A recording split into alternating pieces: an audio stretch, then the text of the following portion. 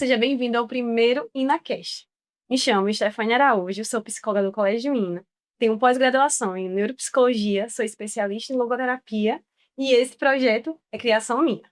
É um prazer ter você aqui comigo.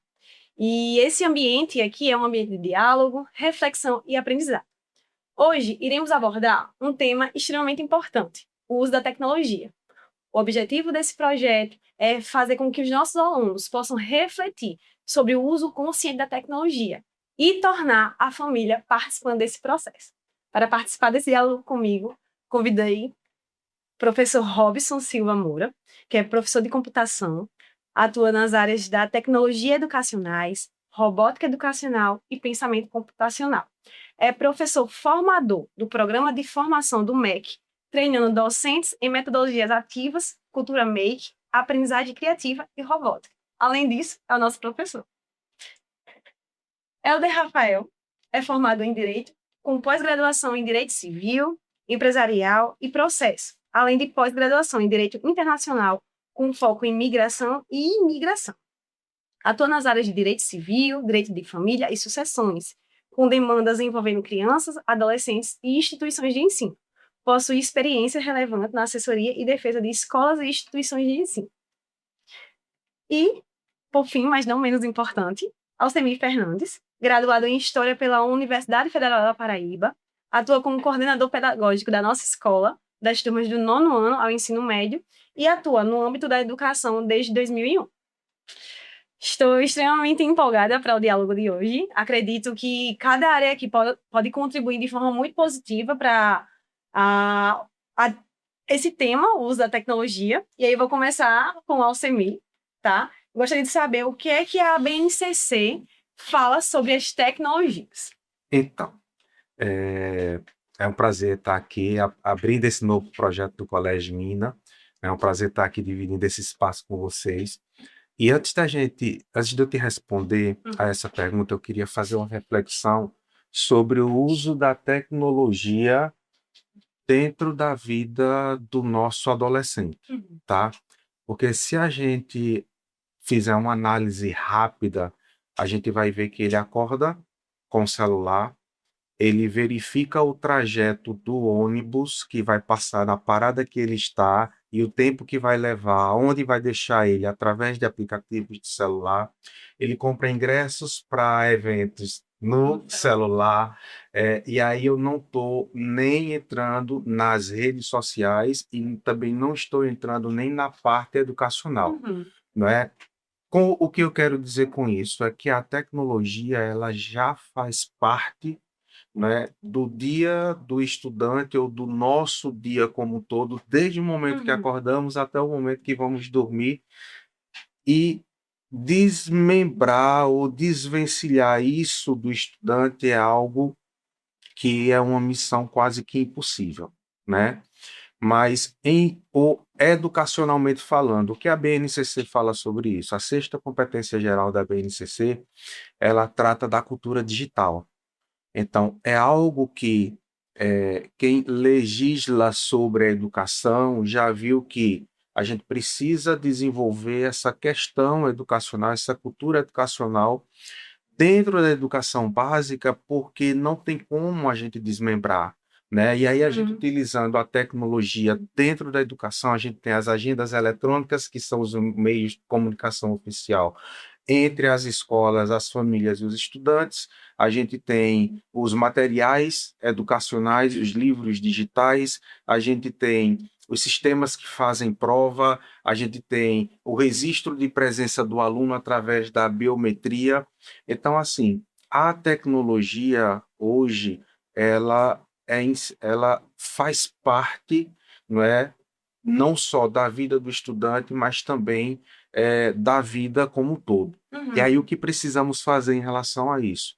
Criar parâmetros para que a gente possa direcionar de forma melhor essa tecnologia que a BNCC coloca, não é, como cultura digital dentro do processo educacional da educação básica. Pronto, você frisou o objetivo desse projeto, porque a ideia não é a gente retirar nessa tecnologia do nosso aluno, do nosso adolescente ou da nossa criança, mas é ensiná-la como utilizar. se ela já tiver idade para isso, né, utilizar de forma funcional. E aí, Robson, o que é essa educação digital e como ela é aplicada dentro da escola? Então, primeiramente, obrigado pelo convite, né? Satisfação de estar com vocês nessa mesa, nesse projeto que nós estamos iniciando, né, no InaCast. Essa questão que Alcimir falou sobre o uso consciente da tecnologia, partindo da BNCC Computação, ela é muito importante, porque a BNCC ela preconiza que o estudante ele deve fazer uso da tecnologia de maneira crítica, reflexiva, ele tem que fazer o bom uso dessas competências, né? E no momento atual que nós estamos vivenciando, nós temos também, além da competência da cultura digital dentro da própria BNCC, a gente tem agora o complemento da BNCC Computação, que um dos eixos, né, um dos pilares da BNCC Computação é cultura digital. Então, a cultura digital, ela diz respeito a parte que diz sobre o uso ético, reflexivo das tecnologias. Às vezes a gente acha, né, que ter celular é cultura digital, quando na verdade não é. Cultura digital é o que é que eu vou fazer com este celular, o que é que eu vou extrair de melhor dessa tecnologia. Isso é cultura digital. Então, hoje a BNCC, computação, né, esse complemento, ele vem para enaltecer ainda mais essa competência que já vinha sendo abordada dentro da BNCC, né, de maneira mais geral. Então, assim, dentro da escola, a escola hoje ela tem um papel muito importante de fazer o aluno refletir sobre o uso da tecnologia, né? Antigamente a gente só tinha acesso ao professor e muitas vezes à biblioteca. O aluno hoje ele tem acesso à informação na palma da mão. Então, o papel da escola, ele se atualizou. Hoje, o papel da escola, ele é um papel de orientação sobre o uso midiático, né? Sobre o uso da tecnologia.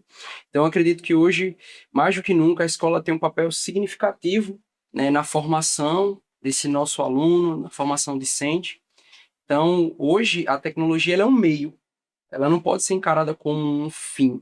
Ela é um meio, assim como a gente não questiona o uso de uma caneta, por exemplo, né? Então, a caneta é uma tecnologia.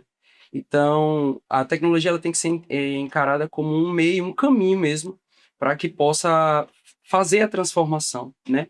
E, aliado a tudo isso, a criatividade. Hoje, a maior habilidade que a gente percebe, né, utilizando as tecnologias, é a criatividade humana. Nunca foi tão notório perceber isso, né, sobre como a criatividade deve impactar a vida dos nossos alunos, né? E a tecnologia ela é um grande aliado nisso, né? Então, eu vejo dessa forma, né, que a educação midiática, a educação tecnológica, ela deve existir, mas ela tem que ser preconizada pela cultura digital, que prevê esse uso mais consciente, né? Um uso que o aluno realmente vai ser o protagonista, e não simplesmente um passivo dentro do uso tecnológico, nos ambientes escolares e até mesmo fora da escola. Isso é interessante sua fala, porque eu vejo que alguns pais, a nossa escola é uma escola tecnológica, né? Exato. Né? E alguns pais, eles não entendem o que é que os alunos fazem na aula de robótica. Exato. Eles acreditam que é só aprender a mexer no computador. E não é isso na prática. Verdade, não é bem isso, né? O legal é, nas aulas de robótica, né, a gente tem muito o processo investigativo, que está muito aliado com a criatividade, né? Então, assim, eles conseguem visualizar o aprendizado, né? Então, assim, quando a gente trabalha com a robótica, a gente trabalha muito o pensamento computacional, que é um dos eixos, né, da BNCC Computação, que são três, né? A gente tem a cultura digital, que é esse uso mais consciente da tecnologia, né? O uso reflexivo, crítico. A gente tem o mundo digital, né? Que é o uso dos softwares, dos hardwares, né? Do equipamento, dos programas, como é que eu posso extrair o melhor dessas ferramentas. E tem o pensamento computacional, que é o uso mais lógico, o uso mais da razão, do pensamento mais sistêmico, né? Então, o aluno aprende a aprender, né? A resolver problemas, a usar a criatividade a seu favor, né? E essa trinca faz com que o aluno possa usar a criatividade para desenvolver soluções. Às vezes acontecem situações em que o aluno se depara com um problema e aquele problema pode ser um problema da sociedade, um problema da própria escola, um problema da localidade, e ali se enturmando com os demais, eles podem desenvolver projetos. E aí a robótica, ela visualiza muito isso, né? Os alunos conseguem visualizar o aprendizado, né? Seja montando um sensor, seja colocando uma pecinha. Então os alunos vão se deparando com projetos que muitas vezes são problemas da sociedade e aí eles vão materializando isso dentro da própria escola. Então a robótica, ela proporciona isso, né? O aluno tentar, né? A gente, muitas vezes, né? A gente lidar com o erro como algo negativo, né? E a robótica, ela proporciona justamente o contrário, né? O processo investigativo, o processo de errar, ele faz muito bem para o desenvolvimento dos alunos, porque ele é parte do aprendizado. Sim. Então, novamente, né? O processo investigativo do aluno é muito importante nesse processo e justamente a robótica proporciona isso. Eu atendi um caso de avós de uma criança, e aí eles trouxeram a seguinte fala: você tem que conhecer o meu neto. Ele é extremamente inteligente, ele pega o celular, ele mexe em tudo, fica só com o dedinho mexendo lá. Tem coisas que eu nem sei. E aí eu fazer a conscientização desses avós, que na verdade não é que ele tá sabendo mexer em tudo. Ele tá mexendo porque é um pouco intuitivo, Exato. né? Mas não está sendo de forma funcional. Ou seja, está hiperestimulando o cérebro dele ali, mas não está refletindo. Ele não está pensando sobre o que ele está fazendo, ele simplesmente está recebendo informações e não refletindo sobre aquilo. E aí até esses avós entender que essa utilização não é de forma saudável, né, é um processo, porque os avós hoje entregam um celular, um tablet, uma tecnologia para o seu neto, porque acredita que é bom para eles, né? Eles estão lá, eles estão felizes, né? Eles estão quietinhos, então acredita que isso é muito benéfico. Em relação à informação, Esther, eu acho que a humanidade, ela nunca teve tanto conhecimento acessível como ela tem hoje, né? No seu tempo, não, porque você é um pouco mais recente, Otto também, mas no nosso tempo, né, Helder, quando a gente precisava fazer uma pesquisa, não é, de escola, a gente não tinha muita condição, então não tinha aquelas bibliotecas, aquelas barças enormes que você botava lá, fazia pesquisa, tinha de tudo lá. Era um Google escrito na nossa época, né? Aí, na nossa época, se a gente quisesse fazer uma pesquisa, ia para a biblioteca, né, pública. Então, pegava aquelas barças, os livros enormes, e passava, né? Enciclopédias, passava a tarde toda, estudava de manhã e à tarde passava a tarde toda copiando lá. Hoje não. Hoje você, em poucos cliques, você consegue aquilo que você quer, não é? Em poucos comandos, você deixa aquilo pronto, editado, e em poucos cliques você está com aquilo ali em mãos impresso, né? E aí, a tecnologia em si, ela não é maléfica, ela é benéfica, porque se você pegar, por exemplo, vários aplicativos hoje que ensinam a estudar, que controlam o tempo, que direcionam para onde você deve ir, que mostra qual é a habilidade que você tem mais desenvoltura e a habilidade que você precisa desenvolver mais. Então, assim, o que hoje precisamos é de uma conscientização, não é? A escola, ele tem esse papel, mas não é a única instituição ou a principal instituição a orientar e ser a única a principal responsável por isso, né? Porque assim, o tempo que nós passamos com os nossos estudantes é 4 horas, né, durante o dia. O restante do dia é a família. Então, a família, ela é a principal instituição que vai direcionar, não é, esses jovens na melhor forma de manusear esse instrumento que é benéfico, é essencial, é primordial na formação, não é? Hoje, na formação do ser humano enquanto pessoa, enquanto estudante, enquanto profissional, não é? Faz parte. Sim. E aí, o que hoje precisamos é todas as instituições, sejam ela família, escola, seja ela o Estado ou a União, campanhas, não é, publicitárias, campanhas educacionais, aonde a gente possa direcionar de forma responsável, competente, o uso dessas ferramentas tecnológicas. E nesse gancho a gente vai pegar realmente as leis que estão vigentes. Acredito que, veja se eu estou correta, Helder, mas foi no ano passado que surgiram leis que falaram sobre o uso do celular dentro da escola e o do controle parental, não é isso? Exatamente. E a gente na verdade, o direito, ele tende a evoluir com o passar do tempo, né? O direito, tanto é que a gente hoje, no direito, a gente usa o Vademecum como livro parâmetro, mas o Vademecum se atualiza todos os anos há novas leis, e a gente não, hoje o Brasil em si não se baseia apenas por leis, o Brasil hoje se baseia também por jurisprudência, julgados, né? Súmulas de tribunais como STF, STJ, enfim. Vendo essa necessidade, o legislador, vendo a necessidade e a ausência de regulação sobre alguns parâmetros das redes sociais quando o assunto é criança, o legislador colocou em prática, colocou em vigor duas leis, que é a Lei 15.100, que trata do uso de equipamento eletrônico nas escolas, né? Essa lei ela não veda 100%, mas ela diz que o uso deve ser feito em caráter estritamente pedagógico. Quer usar? Vamos usar, mas vamos usar para aula, vamos usar para aprendizado. Tá? E a outra lei é a 15.211, que é mais recente, que também em 2025, que é o ECA Digital, que trata da regulamentação quanto aos parâmetros para as crianças, para evitar o cyberbullying, exposição desnecessária de corpos de crianças nas redes sociais, o uso de inteligência artificial por esses jovens. Então, tudo isso está sendo discutido no ECA Digital. O ECA Digital, inclusive, Stefânia falou uma coisa que é importante. Você falou da rolagem, da criança está rolando. O ECA Digital, ela determina que as empresas tipo Instagram, TikTok, dentre outras, que elas limitem a rolagem, porque isso tem trazido ansiedade, crise. O infinito. Exatamente. Não pode ser mais infinito para crianças. Até 18 anos é proibido. Então, isso é uma das coisas.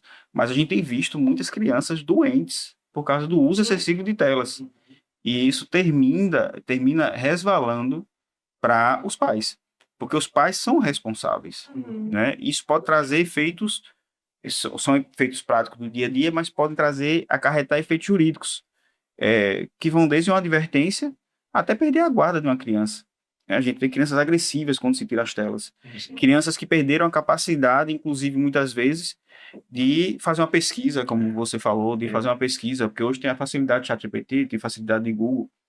Então, muitas vezes, essa situação, em alguns casos, não fazendo-se o uso correto, tem mais atrapalhado do que ajudado. Isso. Né? Até a habilidade social, né? O de se Pois comunicar com o outro, o de se comunicar e ouvir o outro, né? Porque hoje em dia a gente vê muitos dos adolescentes, né? Eu vou pegar aqui o segmento de leucemia, mas de falar o que quer, mas não sabe ouvir também, né? Então, a questão da interação social, eu acho que a retirada do celular dentro do ambiente escolar ajudou muito. Mas eu lembro que no ano passado, quando foi tentado implementar isso, a gente vai fazer o quê na hora do intervalo? A gente vai fazer, porque eles estavam acostumados a ficar no telefone o tempo todo, né? As crianças perderam essa capacidade, né? Jovens. E a nossa sociedade, o ser humano, ele é tão complexo e, às vezes, é preciso de regulação, não é?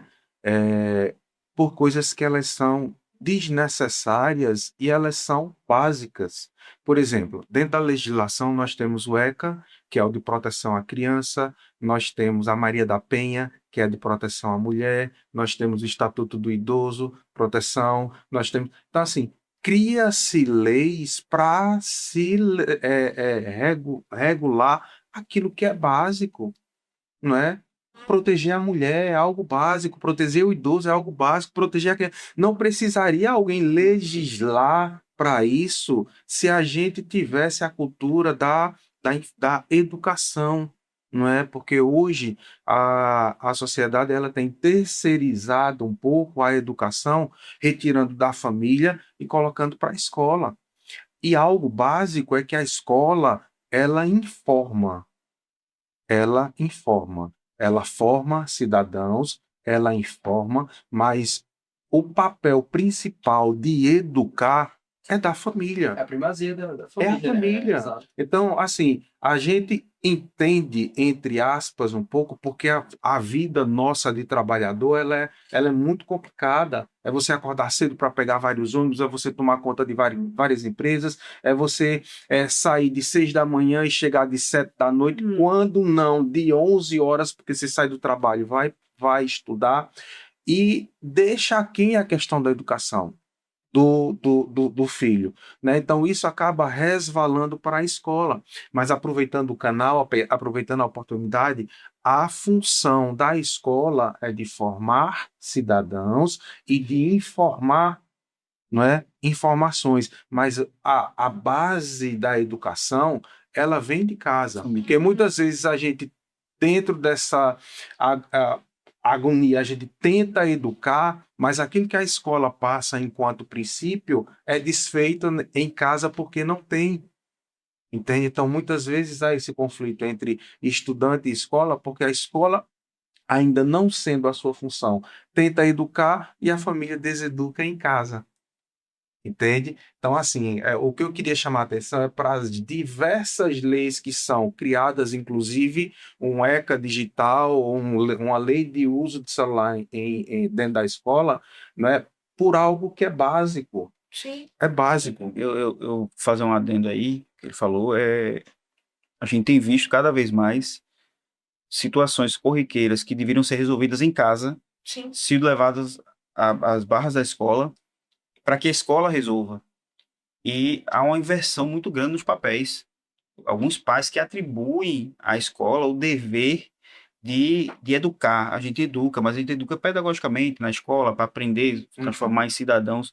Mas a base tem que vir da família. E às vezes, nessa correria do dia a dia, alguns familiares, alguns pais e mães têm esquecido essa função, esquecido o dever de educar. E toma o celular para você ficar, meu filho, enquanto eu faço minhas coisas aqui. Sim. E aí, muitas vezes, ultimamente, a gente, como eu advogo para algumas escolas, a gente tem visto que muitas vezes a gente tem que levar alguns casos para o conselho tutelar ou para o juiz da vara da infância, que aqui nós temos, em João Pessoa, nós temos uma vara da infância e juventude. A gente atua muito, doutor Adair Lancet, que é o juiz da vara, e a gente tem que levar isso às barras da justiça, coisa que poderia ter sido resolvida ali, dentro de casa, ou às vezes no simples diálogo. As pessoas perderam a capacidade de dialogar, de conversar, de chegar para a Stephanie: oi, Stephanie, tudo bom? Estou com um problema, dá para a gente resolver? As pessoas estão impacientes, intransigentes, não querem escutar. Então, isso cada vez mais tem se aprofundado e muitas vezes tem que fazer leis para que regular o que você diz. Algo que já é para ser feito. Já temos a lei, já temos o Estatuto da Criança e Adolescente que visa proteger as crianças. Eu preciso dizer que as crianças não podem ser expostas. Não preciso, mas crio o ECA digital para dizer, eles não podem ser expostos também no digital. Foi aquilo que você disse, né? Que o direito ele não é estático. Não é. Ele vai se aperfeiçoando com as demandas da sociedade. Então, hoje, temos a cultura digital, então precisa-se legislar através da ótica digital, né? Então, da tecnologia. A gente precisa dizer, por esse lado aí a gente não pode caminhar ou pode caminhar, mas está aí, vamos seguir isso aí. Tem que se fazer sempre essas leis, pensar, para se fazer uma lei dessa, tem que se pensar o seguinte: até onde eu, como legislador, posso ir, para não afrontar o direito do cidadão também, né? O direito de liberdade, de expressão, de tudo isso. Então, muitas vezes, faz a lei, mas ela às vezes é até limitada em algumas situações. Mas, enfim, é triste que estejamos vivendo uma situação dessa. Talvez a gente tenha uma questão cultural no Brasil, muitas vezes, a situação que a gente vê que em alguns outros países não está tão desse jeito como está hoje aqui. Como eu tenho uma atuação também nessa parte internacional, a gente tem visto, estudado alguma coisa sobre os outros países. E aqui no Brasil é diferente o digital. A gente sabe que todo país está forte, mas aqui é diferente, principalmente com a exposição de crianças e adolescentes. Isso é um perigo. Isso, Helder, a gente vê, não é apenas no público que eu atendo, né?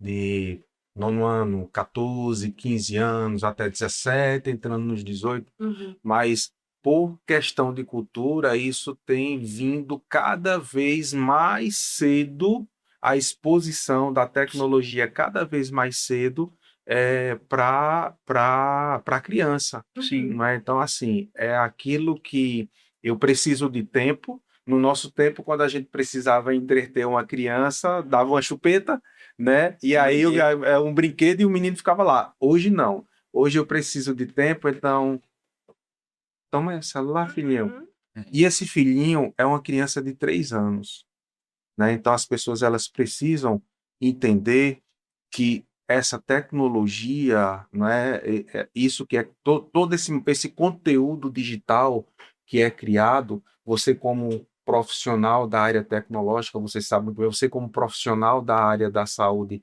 mental sabe muito bem disso, é uma descarga elétrica de estímulos, de dopamina, na criança que tem vindo cada vez mais cedo, não é? É crianças com 10, 11 anos já em rede social, é crianças, não é, bebês, você vê às vezes uma criança com uma adaptação no carrinho com um pegador com celular apontando para a criança para assistir desenhos animados, né? Então, assim, tem faltado essa interação entre pessoas até o ponto de você gastar tempo com uma criança educando. Não tem um tempo, então vamos colocar aí um celular para que a criança possa se entreter. Se eu puder fazer uma última parte, alguma parte, Sim, sim. uma coisa que eu tenho percebido, cada vez mais estamos criando adolescentes adultos. As crianças estão saindo da fase de adolescência e continuam, muitas vezes, morando com os pais, até aí tudo bem, mas eu tenho visto, por exemplo, já me deparei no meu escritório, da, dos jovens que vão fazer seleção, ou para estágio, ou até pretensos advogados, irem com o pai e com a mãe, levando, porque não sabem andar só, não têm o costume de andar só. Isso, antigamente, eu acredito que até vocês aqui, que são Uhum. jovens, há poucos anos atrás, os jovens imprimiam currículos de papel e iam nas lojas falar com o gerente e tentar buscar, né, sozinhos. Hoje, a situação É uma geração, inverteu. é uma geração fragilizada que não consegue desenvolver Uhum. só. E essa situação, ela consegue ser resolvida muito facilmente quando nós, pais, entendermos que nós não criamos os nossos filhos para a gente. A gente cria os nossos filhos para o mundo. E essa responsabilidade, ela aumenta mais ainda quando eu começo a pensar. Se eu não crio os filhos para mim, eu crio para o mundo, o que é que eu estou colocando no mundo enquanto pessoa? Enquanto par de uma outra pessoa, Sim. enquanto profissional, enquanto chefe, enquanto um jurista, enquanto um médico. O que é que qual é a minha responsabilidade nessa pessoa que eu gerei, que eu criei, que eu eduquei e eu estou colocando na sociedade? Haja vista que essa pessoa ela não vai morar para sempre comigo. A única certeza que nós temos é que um dia nós vamos embora, e nós vamos. E aí, Uhum. a partir do momento que eu for embora, qual é a minha participação enquanto educador nesse ser que eu criei enquanto pessoa partícipe de uma sociedade? O que foi que eu coloquei lá? Então, chegamos a isso. Chegamos a um filho ter que ir fazer uma apresentação com o pai. É um profissional ser chamado a atenção pelo RH e a mãe ir lá na escola para procurar saber o que foi. Gente, parece meme, mas é real. Uhum. Sim. É real, não é? Isso, eu não vou dar os dados para não fechar a equação, entende? Eu vou deixar aí. Mas na época que eu fui me apresentar, servir ao Exército, né, quando eu tinha 17, 18 anos, você via alguns pais indo lá levar o filho para poder se apresentar. E isso era motivo de gozação na minha geração. Não vou dizer há quantos anos atrás, porque aí fecha a equação, Sim. né? Não revelar Mas hoje você vê a mesma situação, não como uma exceção, mas quase como uma regra. Uhum. Né? A gente tem tido uma geração que ela está incapacitada de resolver as suas coisas. De dizer, olha, eu estou precisando disso, eu gostaria que você fizesse isso. Não, mãe, vai, fala o que é que eu tenho que fazer. Entende? Sim. Então, isso aumenta a nossa responsabilidade enquanto pais naquilo que nós estamos colocando enquanto partícipe de uma sociedade, na sociedade, seja ele Uhum. profissional, seja ele afetivo, porque ele vai ter que se relacionar com alguma pessoa, não é? Ou seja ele, enfim, a Uhum. responsabilidade é muito grande. Tem um psicólogo que eu acompanho e ele é especialista em educação digital e ele faz uma analogia interessante. Ele diz assim, o mundo digital é igual o mundo que a gente vive, o mundo físico. No mundo físico, crianças não devem ir para baladas, não devem visitar alguns ambientes, não devem ir ao shopping sozinho. No mundo virtual é a mesma coisa. Tem ambientes que eles não devem frequentar. Tem ambientes que eles devem frequentar mais com supervisão. Tem ambientes que eles podem frequentar. Então é do mesmo jeito, né? E para a gente finalizar, eu queria fazer uma última pergunta referente a isso.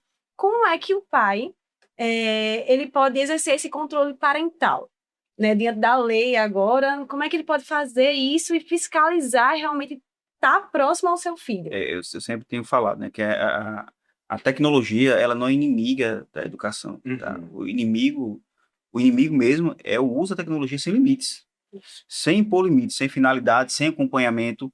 E aí é onde entra o dever do pai e dos pais, é o acompanhamento. O pai tem o dever de fiscalizar. Tem uma problemática hoje que sempre busca, lógico, sempre buscar o melhor interesse da criança. O ECA já fala isso. É sempre o melhor interesse da criança. Mas eu tenho acompanhado casos onde muitas vezes se desvirtua o melhor interesse da criança, tirando a autoridade dos pais de fiscalizar. E aí eu peguei casos de criança de 13 anos que ela, com 13 anos, foi denunciar ao conselho tutelar. E hoje a mãe perdeu a guarda da filha. O conselho tutelar fez um termo de modificação de guarda, inclusive de forma, acredito, arbitrária. A gente já entrou com ação na vara da infância, mas relatando que ela não poderia passar esse constrangimento de ser limitada o uso do celular. Olha Uau. só. Então, até onde vai o poder dos pais, mas até onde vai o poder do Estado de punir, poder punitivo do Estado. Uhum. A gente também tem que pensar nisso. Muitas vezes está se dando direito demais a uma pessoa que não tem capacidade cognitiva Sim. de entender até onde vai seus direitos. Uhum. Não tem a maturidade Não tem emocional. maturidade, não tem maturidade. Então, eu entendo que os pais devem sim. Uhum. E eu entendo que é o seguinte, se tiver dúvida até onde pode ir, procure um profissional. Procure um psicólogo para saber qual é o limite daquela criança, daquele jovem. Procure um advogado para saber quais são os limites da lei, né? Para não fazer nada de errado. Porque a gente sempre tem jovens e jovens. Tem aqueles mais calmos e tem aqueles que têm um instinto mais desafiador. Né? Então, Sim. é saber trabalhar com cada um, porque é difícil, é difícil. E eu vendo a época que o professor, por exemplo, na escola, voltando para a escola, o professor era autoridade. Sim. Hoje, inverteu-se que se o professor dá uma nota ruim, o pai vai lá. E por que você deu uma nota ruim? Por que você reprovou meu filho? Não se pode nem reprovar, né? Muitas vezes. Então, a gente tem que saber nossos direitos, mas também tem que saber nossos deveres. Perfeito. Não é uma via de mão única. Não né? é. Ela vai Nunca e foi volta. e espero que não Que volte a ser continue uma sendo única. aqui. Gente, por mim, eu passaria horas aqui com a gente. É muito bom falar sobre educação, É né? Muito ótimo. bom. Mas vamos ter que finalizar. Eu queria só que vocês dessem as últimas palavras sobre esse assunto, né? Mas desde já estou extremamente feliz com a participação de vocês, com a contribuição. Acredito que é muito esclarecedor como é o processo tecnológico dentro da educação e como é que os pais perante a lei, a escola perante a lei, pode exercer sua função diante dessa temática. Legal. Bom, primeiro agradecer, né, a oportunidade, o convite de estar com vocês, e a minha recomendação ela vai muito em torno dos pais, né? A gente falou aqui sobre a questão da exposição, né, das telas. A gente sabe que a OMS, a Organização Mundial de Saúde, ela já tem uma classificação, né, de exposição às telas, né? Então, por exemplo, de 0 a 2 anos, zero tela, né? Isso. E aí, gradativamente, 1 hora, 2 horas, até 3 horas, a depender da faixa. Então, assim, o trabalho, né, de conscientização começa em casa, de fato. A gente sabe disso. Então, a gente sabe que a tecnologia, ela vem para somar dentro do processo educacional, né? Aquilo que eu falei anteriormente, né? O celular, ele não é a cultura digital, ele é um instrumento, ele é um meio, ele é uma forma para que o aluno possa realmente aprender.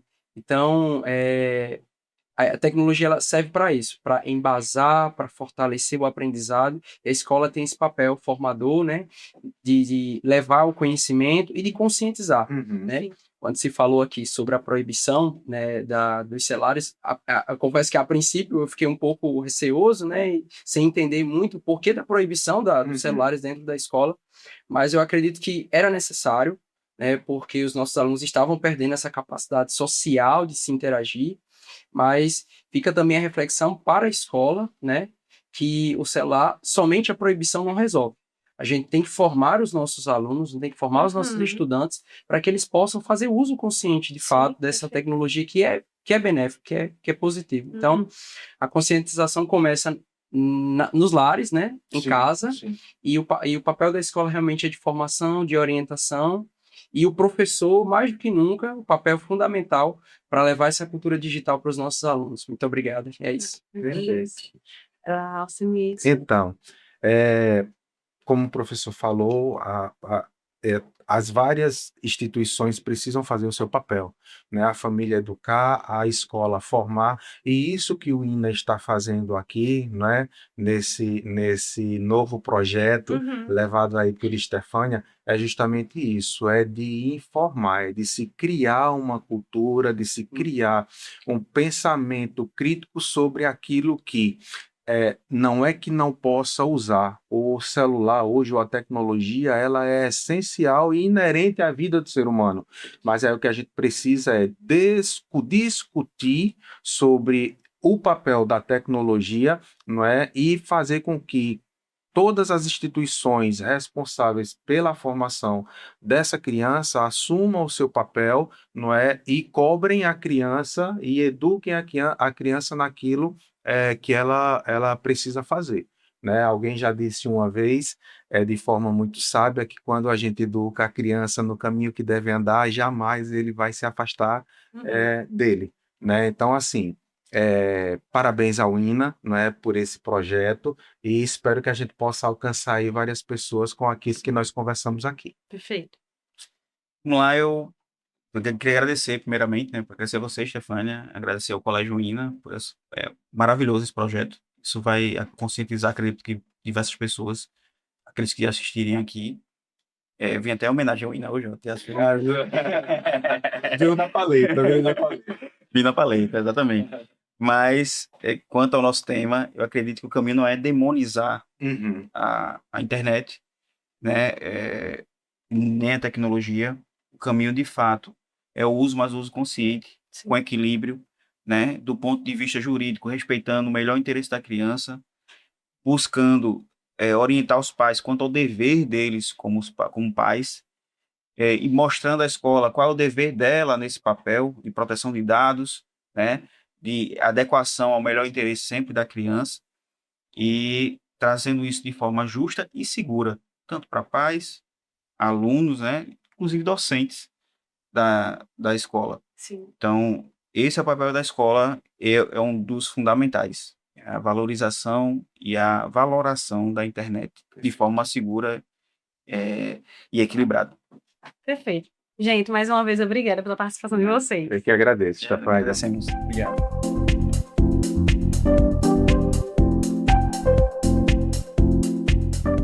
Quando a gente fala um pouquinho sobre uso de tecnologia e desenvolvimento emocional e cognitivo, a gente já pesa para a quantidade desse uso de tecnologia.